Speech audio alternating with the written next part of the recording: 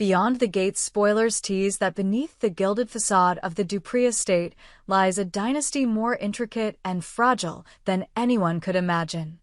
Vernon Dupree, the patriarch whose steady hand has long guided the family's fortunes, stands at the center of a web of lineage that stretches across generations. His official marriage to Anita Dupree has produced two daughters, Nicole Dupree Richardson and Danny Dupree, while their children Martin Richardson, Kat Richardson, Naomi Hamilton, and Chelsea Hamilton have carried the family name forward with pride and occasional scandal.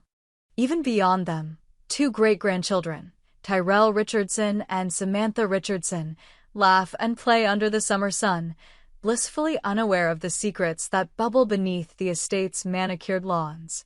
Yet there exists another branch of this sprawling family tree, one hidden in darkness until a simple trinket threatens to upend everything. Madison, the secret daughter of Vernon, born from a liaison long buried in time. It began on a humid June afternoon when Vernon was rummaging through old memorabilia in the cedar-scented attic above the West Wing. The room brimmed with heirlooms, tarnished silver platters etched with the Dupree crest, velvet-lined trunks containing grandmother's wedding gowns, and trunks of brittle letters tied with faded ribbons.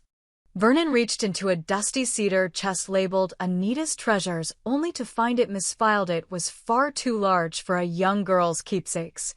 Inside lay a single velvet pouch, and within it a necklace of intricate wrought gold filigree, bearing a heart-shaped locket set with a solitary emerald. Vernon's breath caught. He recognized it at once from a memory that was supposed to have faded.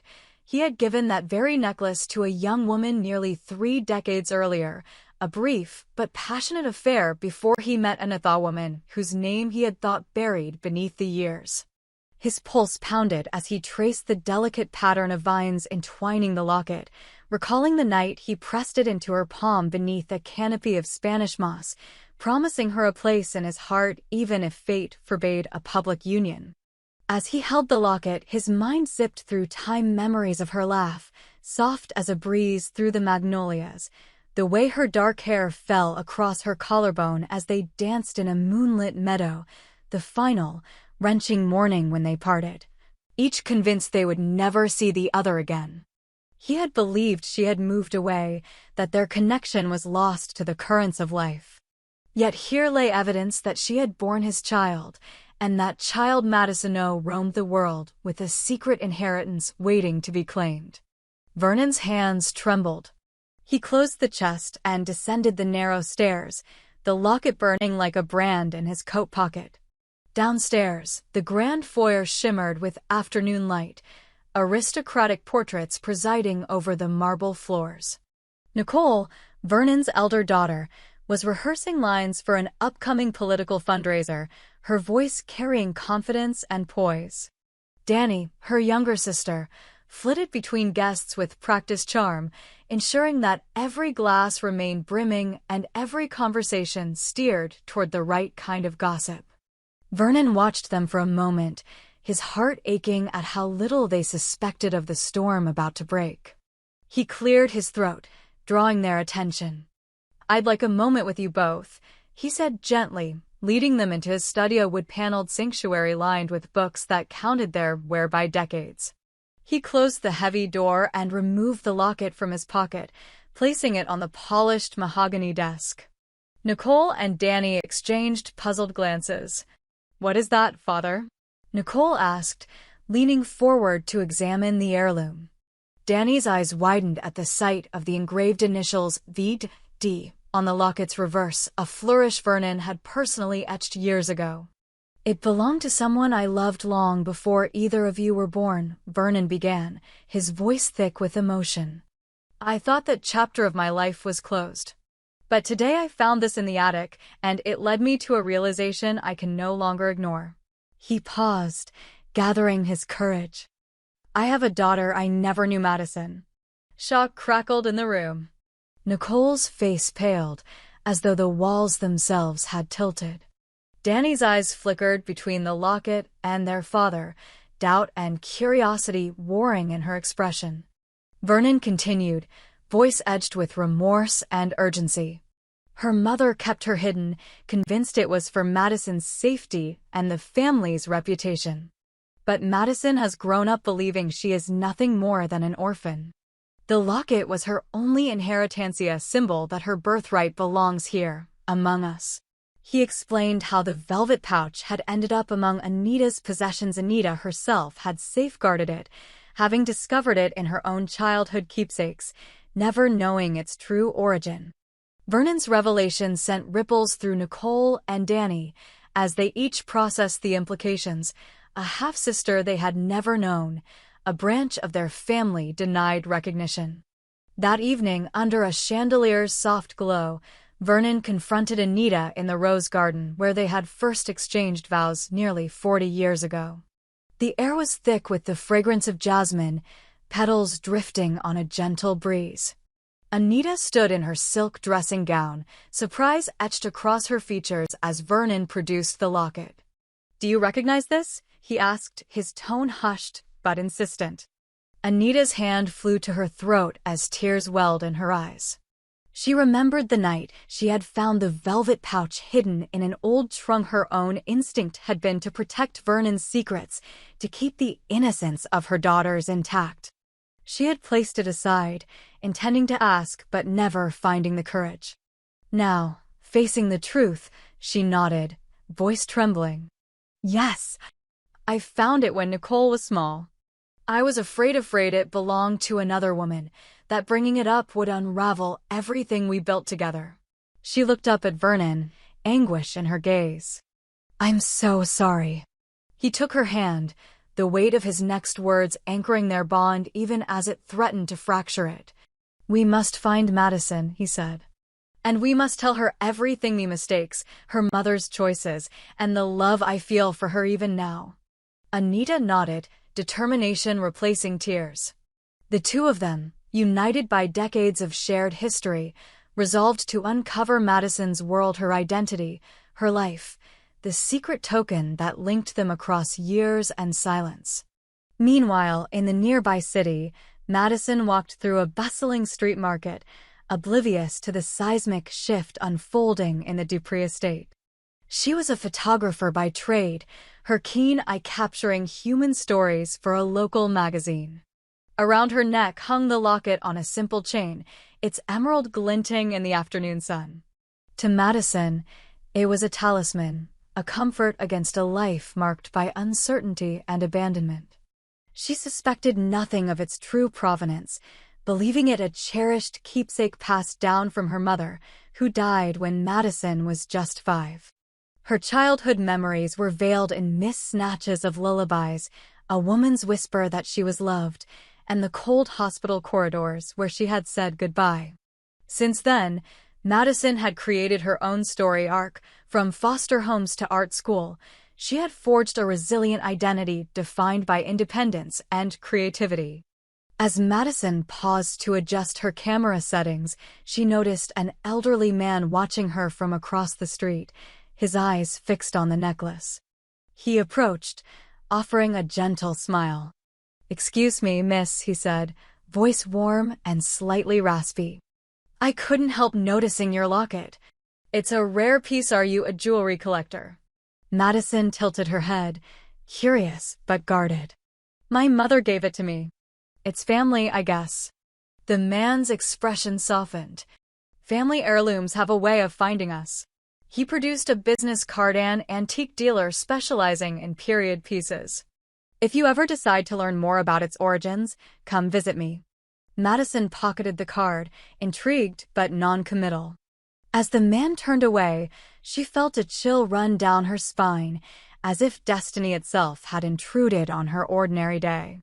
Back at the Dupree estate, Vernon and Anita embarked on a clandestine investigation, combing through old records, private diaries, and photographs. They enlisted the help of Nicole, whose political connections granted access to municipal archives, and Danny, whose journalistic instincts helped parse through birth certificates and hospital registries. Late into the night, the four of them convened in Vernon's study, lit only by the amber glow of a reading lamp. On the desk lay 2 documents side by side, Madison's birth certificate bearing the name Madison Grace and an anonymous letter penned by her mother, outlining her reasons for secrecy and handing down the locket as the proof of paternal lineage. Nicole's eyes skimmed the mother's letter, written in a flowing script, confessing love and fear of scandal, fear of losing her child if the truth emerged too soon. Danny, scanning the hospital registry, noted discrepancies in the record's dates that didn't align, suggesting deliberate obfuscation. Together, they pieced together a timeline: Madison born in the spring of 1996, placed in foster care within weeks, her mother's death following soon after. The locket had vanished from Vernon's life until Anita's discovery, nearly 20 years of separation erased in a single moment of clarity. As dawn approached, Anita rose and walked to the estate's expansive rose garden. There, under the first blush of morning, she let the weight of the past wash over her. She had kept Vernon's secret to protect her family, yet by doing so, she had inadvertently orphaned a child twice over, once from her mother and once from her father. Now, with the truth laid bare, she vowed to stand by Vernon as they reached out to Madison, offering the full breadth of their hearts and the legacy she had been denied. Vernon found her amid the roses, dew shimmering on petals like scattered pearls. He took her hand, lips soft with gratitude. "We will do right by her," he whispered. "She is my daughter as surely as Nicole and Danny are. And we will make her know that." Anita nodded, tears shining in her eyes. Together, they turned toward the estate's grand gates, ready to set in motion a journey that would reunite father and daughter, heal old wounds, and reshape the Dupree dynasty forever, though none of them could know the trials and revelations that lay ahead once Madison crossed the threshold. Thus, with the locket as both key and promise, the Dupree family's next chapter began to unfurl, charged with emotion and the weight of secrets long kept in shadows. As the sun climbed higher, every rose in the garden seemed to echo their resolve to embrace the past, confront the truth, and open the gates to a future bound by love, forgiveness, and the unbreakable bonds of blood. The morning sun had scarcely breached the horizon when Vernon Dupree and Anita stood at the front gates, their faces set with determination. In the back seat of the Dupree sedan, Nicole and Danny sat side by side, the velvet-lined box containing Madison's locket cradled between them. Each woman's mind raced with anticipation and trepidation. Nicole, the poised politico, calculated the public ramifications. Danny, the tenacious journalist, bristled at the thought of untold family drama. Yet beneath their professional armor lay a shared filial loyalty, a desire to see their father reunited with the daughter he never knew he had. They arrived at Madison's loft, a converted brick building in the city's arts district, just as she was packing her camera gear for a midday assignment. Vernon and Anita hesitated on the stoop, Anita's hand gripping Vernon's arm. When Madison opened her door, the locket around her neck caught the sunlight, its emerald gleaming like a beacon. Madison paused, eyes widening at the sight of Vernon's outstretched hand and Anita's gentle smile. "Madison Grace," Vernon began, voice soft yet steady, "my name is Vernon Dupree. Your mother and I long ago." His words faltered under the weight of emotion. Anita stepped forward, placing a tender hand on his shoulder before turning to Madison. "We know this is a lot to take in," she said. "But everything we have is yours if you'll let us share it." Madison, shock etched across her features, stared down at the locket that for years she'd treasured as a simple keepsake. "Yeremi, father," she whispered, voice trembling. Nicole and Danny emerged from the car, folding up into the narrow doorway. Nicole brandished the birth certificate and the mother's letter, their edges crisp with official stamps. As Nicole recited the fax dates, signatures, and confessions, Madison's world tilted on its axis. Memories long dormant stirred, her mother's lullabies, a whispered promise, the ache of emptiness whenever a question loomed too close. Tears glistened in her eyes as she stepped back, clutching the doorframe. "I need time," she said, voice wavering. This changes everything." Vernon bowed his head. "I understand. But know this. You belong here with us. Whenever you're ready, we'll be waiting." He offered her Anita's hand. Madison hesitated, then took it, allowing herself to be guided into a living room she'd never known existed. Over the next days, the Dupree estate became both sanctuary and crucible. Madison retreated to the solarium, sunlight streaming through stained glass windows as she sifted through the documents her newfound family provided, childhood photographs of Vernon holding her mother's hand, letters from Anita's youth in which she pondered the meaning of loyalty, journals from Nicole and Danny chronicling a childhood of sisterhood under a watchful father. Each artifact wove a tapestry of connected lives she'd never imagined.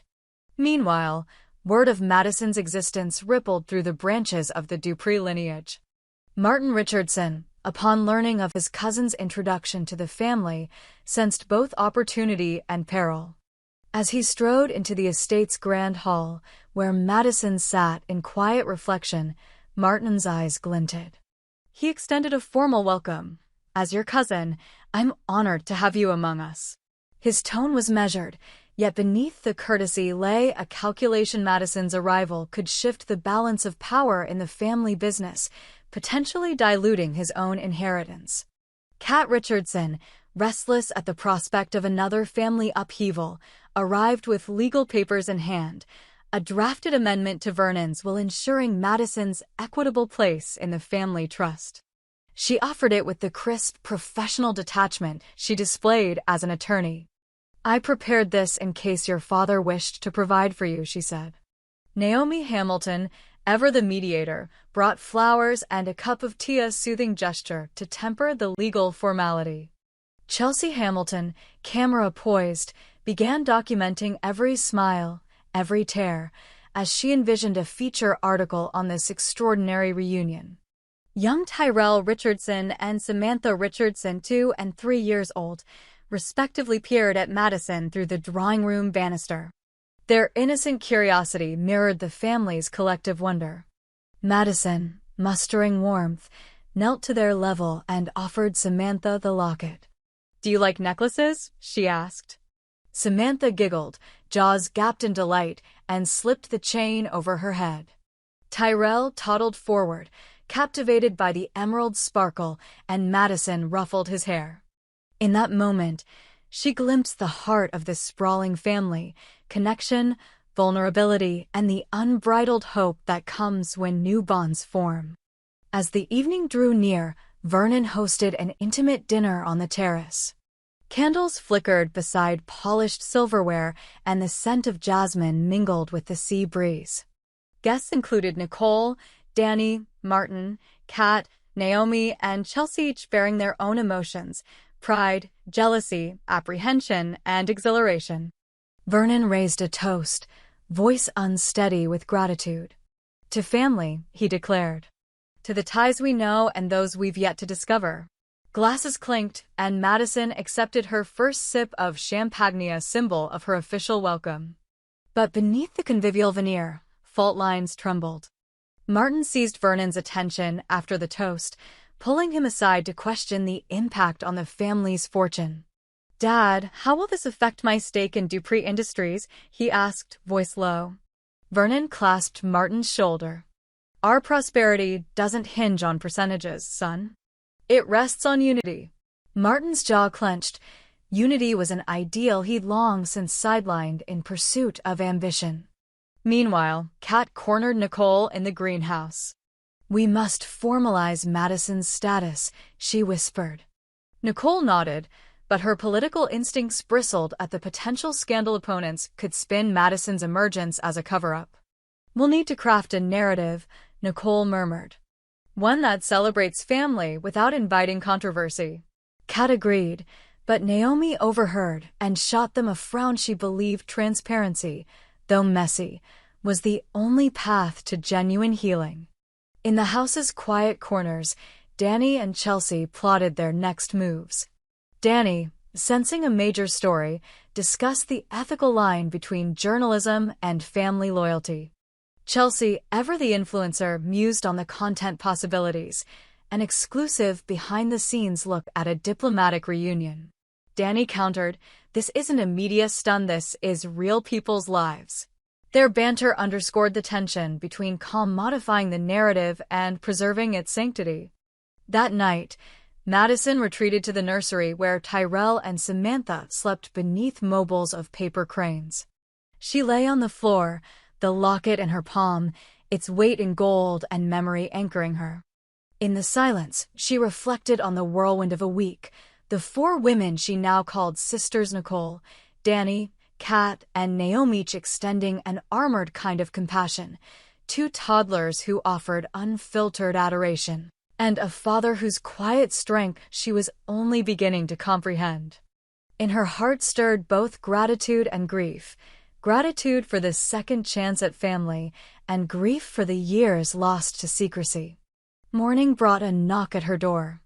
Nicole stood there, offering breakfast and a proposal, accompany her to Vernon's office to sign formal recognition papers, legal documents that would cement Madison's place in the family lineage. Madison hesitated, recalling her mother's warning about legal ink, but seeing Nicole's earnest expression, she agreed. Together, they walked the oak-paneled hallways to Vernon's study, where Anita awaited with a bouquet of white lilies, the Dupree family flower, symbolizing renewal. Vernon extended the pen. "This isn't just a formality," he said.